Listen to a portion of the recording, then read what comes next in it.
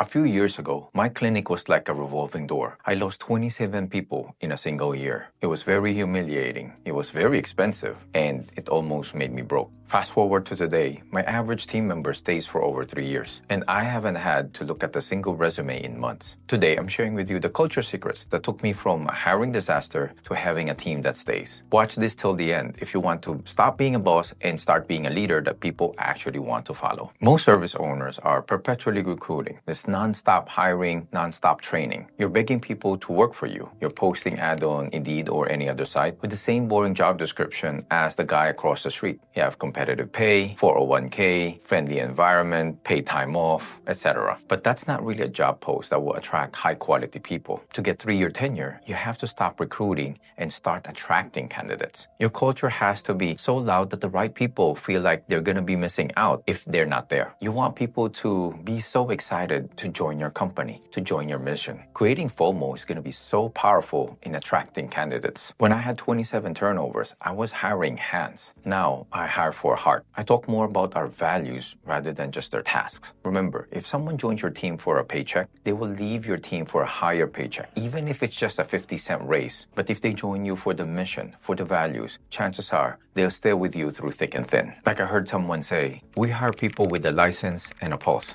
And the pulse is optional. That is just not a good way of hiring if you want a team that lasts. But do you know where the tenure is won or lost? It's in the first 90 days. Most owners onboard people by showing them where the coffee machine is, where the microwave is, where the computer, the workstation, and throwing them into the deep end. But this is how you drown your talent. In my clinic, the first 90 days is very crucial. The first 30 days, we make sure that not only do they know their task, but more importantly, right off the bat, they know the values of the company. Even during the interview process, we were already vetting if their values align with ours. And also right off the bat, it is important for them to know the mission of the company. And are they on board with that mission? We also set clear expectations. Everything is communicated. What we say, what we do not say, how we present, everything is clearly spelled out. After we go through all those, then we go to the specific tasks. How are things done? When are they done by? Why are we doing those things? The goal is by 90 days, the person is fully competent in all the tasks in her role, and that the person is embodying our culture and our values each and every day. Being fully transparent early on, you're weeding out the vacationers